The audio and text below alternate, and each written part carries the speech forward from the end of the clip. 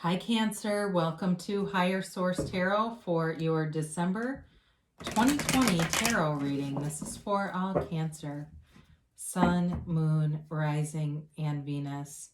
And as usual, I thank each and every one of you for everything you've done for the channel, from just watching the readings regularly to hitting that like button and of course subscribing. It means a lot to me, and also sharing your energy with me so I can read. I love doing this, and I'm going to continue. So, well, let's keep doing it, okay? It's really kind of a nice thing to have together.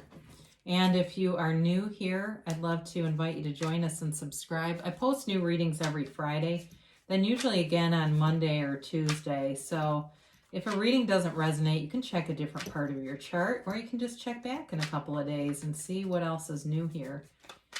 So let's get the guidance for Cancer, please. Sun, Moon, Rising, and Venus. What messages do you have for Cancer? What does Cancer need to know? Okay. Oh, wow, that was crazy. We'll keep that out. There we go. Let me just do one more. That felt kind of weird. All right, so we will do our tarot reading, and then we'll do an Angel Answers Oracle card reading where you can ask a yes, no, or a timeline. And your current situation, interesting. You've got the Seven of Swords, and the immediate influence is the Nine of Swords, but your destiny here is the Nine of Wands. The distant past, you've got the Queen of Swords. More recent past, you've got the Knight of Swords, and then coming towards you, don't stop watching yet, it's going to get better. You've got the Five of Wands. You're represented by Temperance. The person or situation around you is Strength. This is cool. You've got the Emperor and your hopes and fears. Now, I actually like this. You've got the Death card in the outcome, but it's, you've got, oh, I forgot about this. You got the Two of Wands here, too, that came out as a clarifier. So we're going to have three this time. The Nine of Pentacles, the Sun, and the Two of Wands. Now, I love the Death card because that's transformational, but it's also your higher self talking to you. Very important when we see that card in a reading to resonate with it, to allow it to speak to us, to figure out within that card what it means for you. So you have here Sagittarius, Scorpio, Aries, Leo. Beautiful reading, though. I mean, you've got conflict over here, no doubt about it. Somebody's had a big ass falling out. This is not a minor thing, and it's caused grief. So for some of you, it may be a lost job. It feels like more of a conflict with somebody. To some extent, it feels more like a conflict with a friend or somebody at work that's just driving you nuts. And for some of you, it feels like you have a relationship and that's a support system for you, or you will have something new and it draws your attention away from this crap. And it seems like a blip on a radar once you're away from it, but while you're in it, it's really living rent-free in your head. I mean, this is majorly eating somebody's lunch. So the Seven of Swords is definitely a card of somebody who doesn't think things through well. And I see them showing up in the Knight of Swords too. In terms of elements, you've got mainly fire and air here. You do have a little bit of earth, but it's mostly fire and air. It's like them's fighting words, whoever this is. And you know what? You don't have to attend every fight you're invited to. And it really is about just letting them fall by the wayside, letting them walk free, letting them go in love. And I've talked about this before. I've been to some Abraham Hicks workshops in person. And there was a guy who talked about his daughters wanting his money. And he felt like they had no respect for him. They just basically wanted to be around him because he was rich. And he actually said he manifested that money once he started listening to Abraham. But anyway, the way he talked was like, let it go in love. And she's like, your words don't match your vibration. You can say that all you want, but you don't feel it. And the Nine of Swords is a case of your thoughts are the language of the mind or the ego, and your body is the language, your feelings are the language of your body. And so it's like with the Nine of Swords, your head takes the day shift and you kind of power through things, especially if this is work. and your heart takes a night shift and you're anxious and maybe having glasses of wine after work and not sleeping well because of whoever this character is. So it doesn't feel like it's forever, and it's not completely upending you, but I do feel like it changes you to some extent. It creates a situation where you go, I don't want this anymore. And that's where I feel like the Death card comes in and plays an important role in this reading. So with the Nine of Wands, this is like Rocky energy. It's a wounded warrior. There's a psychic wound here. And again, part of it is allowing somebody too much control and giving them too much power over you. And so part of your journey in life is to move away from this kind of stuff and to allow yourself to be beautiful. Allow yourself to be loved. That's who you are. And so when we pray, when we meditate, when we talk with the universe, we just ask, I just want to meld with you. Allow me to become one with you. I am one with you. And that's all that really matters. This Nine of Wands, what happens over time, or what has happened over time here for you, is you put up this protective barrier. But it's like there's this knowing that you know, I am not putting this out like this. How do I keep getting this? And I feel like there's this question sort of looming about, how am I attracting this when I know how important it is that I have a high vibration? I'm one with the universe. I am one. I am love. And so I do feel like you're on this precipice, because nines are the end of a cycle. This precipice of a big transition that really sets you free from that. So the Queen of Swords is a woman who knows pain.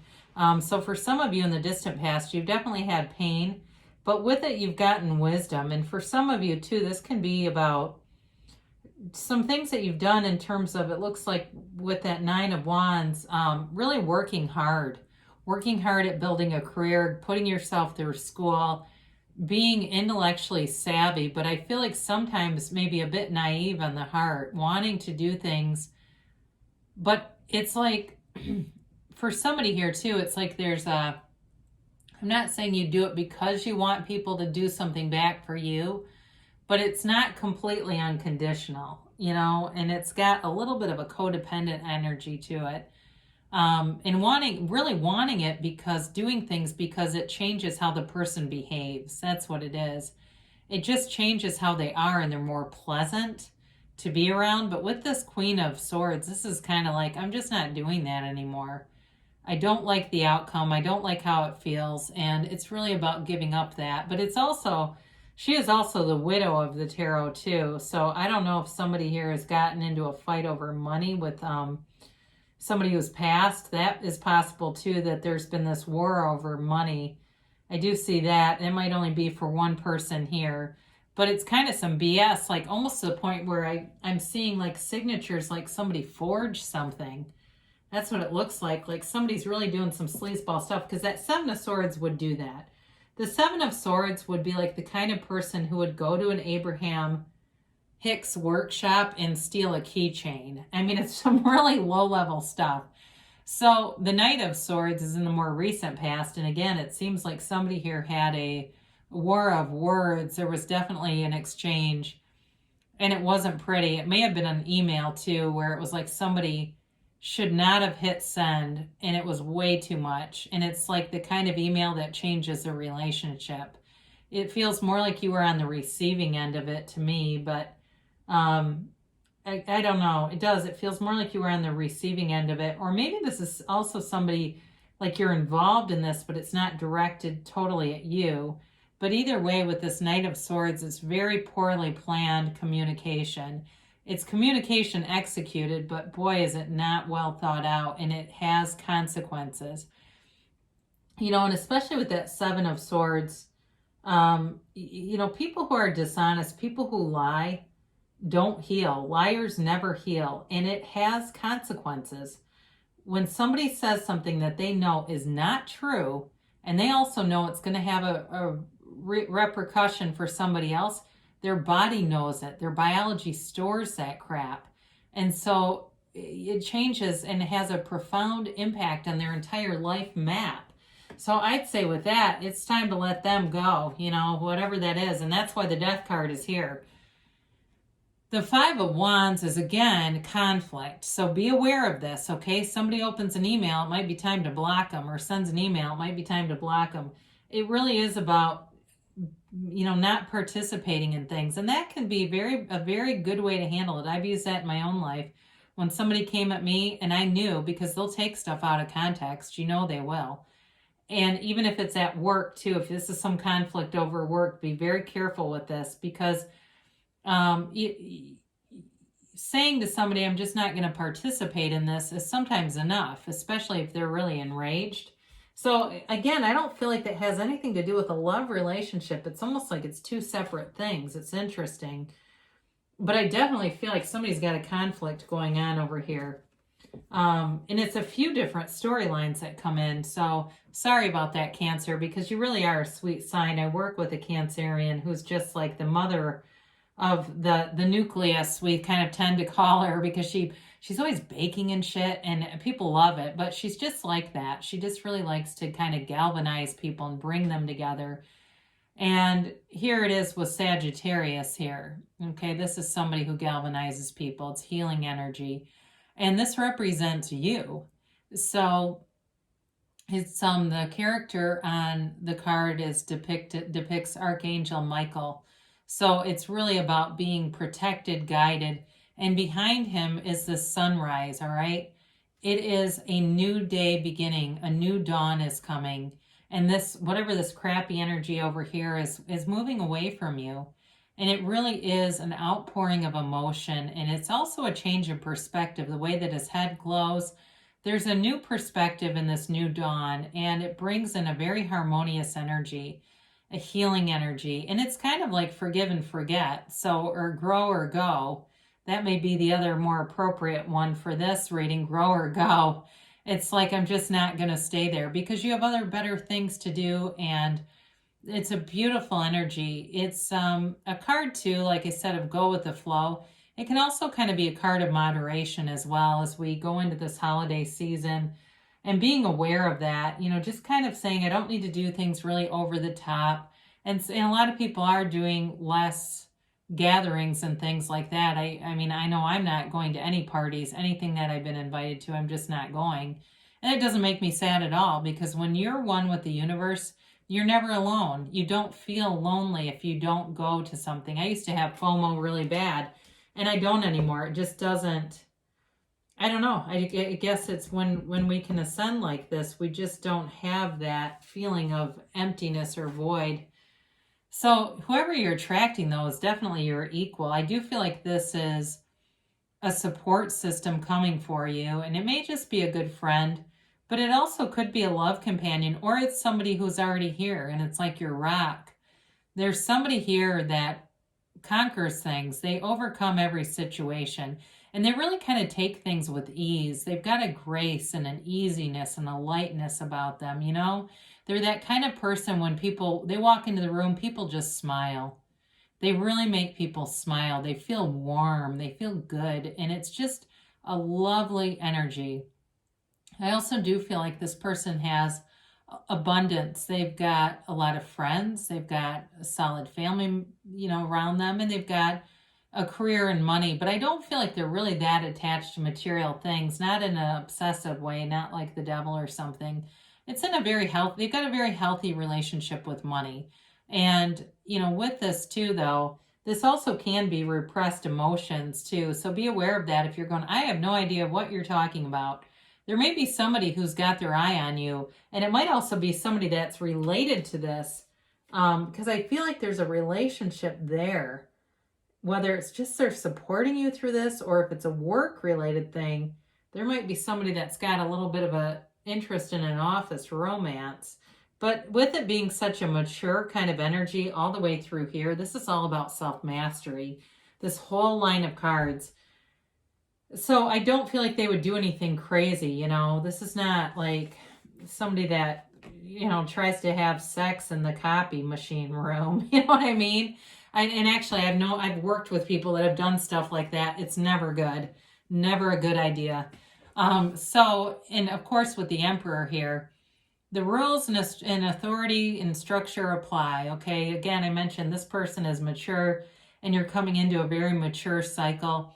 And you've also got people looking out for you.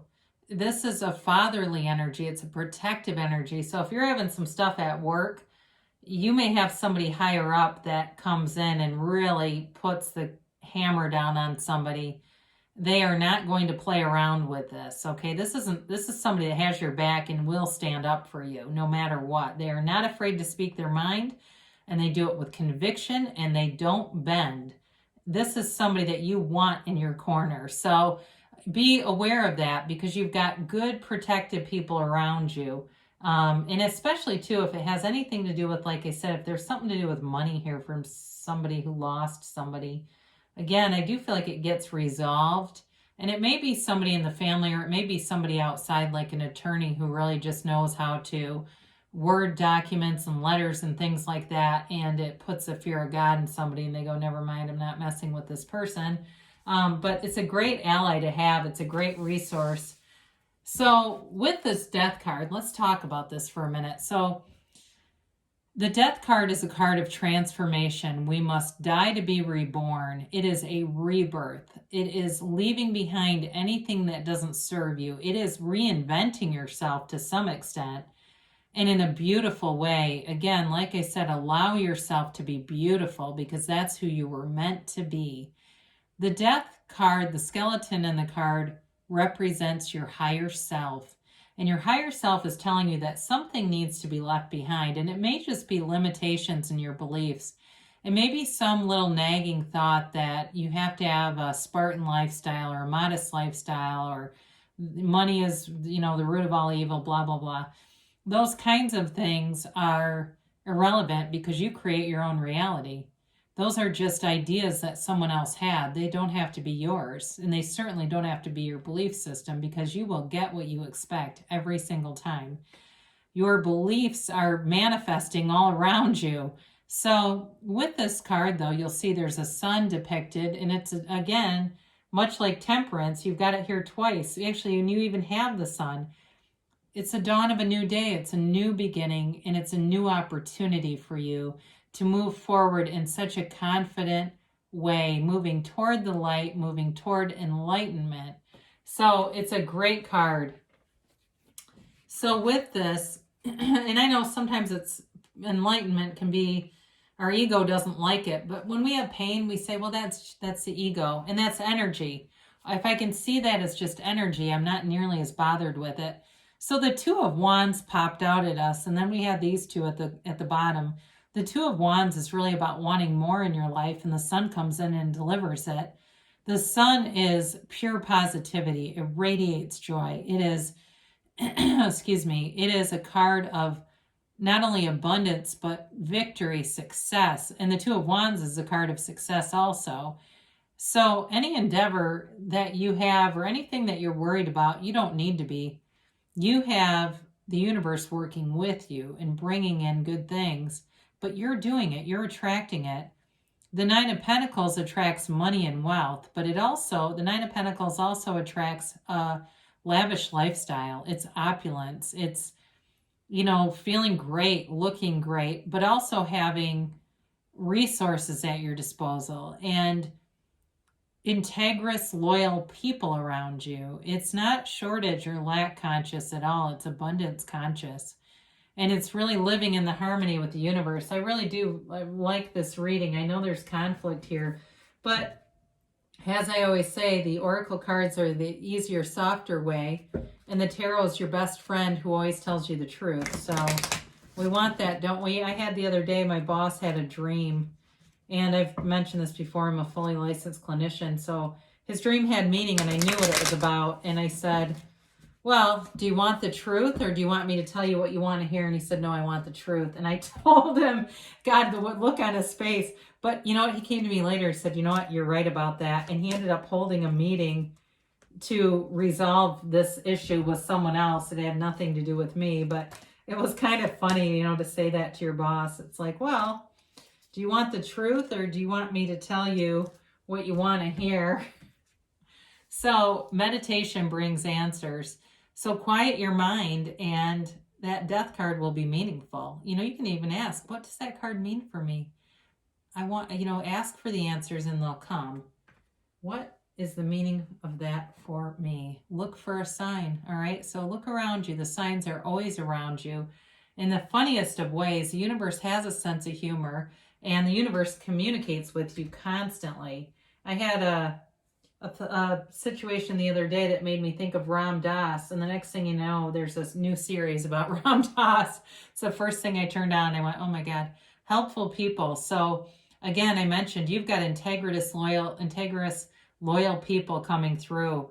If you need help, ask them. Ask and it is given. Ask them for the help, and they will be, I feel like, lining up. They say take action. So move forward with whatever your heart desires. I know there's a conflict here, but it does feel like you've got something over here, this protective, guided energy.